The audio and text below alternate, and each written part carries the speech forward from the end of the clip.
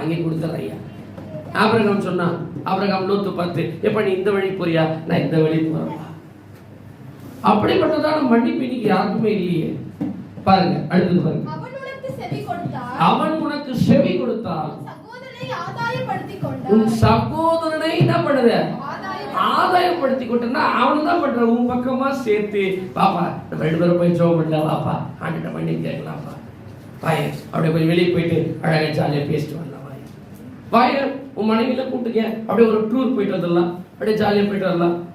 பாப்பா இன்னைக்கு சர்ச்சுக்கு வாப்பா, நீ வாயப்பா நம்ம சேர்ந்து நம்ம ஊழியம் செய்யலாம்ப்பா, குடும்பமா எவ்வளவு நல்லா ஆச்சு. பாப்பா உன் சகோதரர் உனக்கு செவி கொடுத்தா வாயப்பா, நம்ம குடும்ப ஜெபம் பண்ணி எவ்வளவு நல்லா ஆச்சு.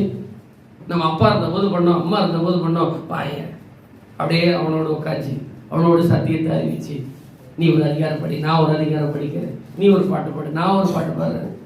எத்தனையோ ப்ராப்ளம்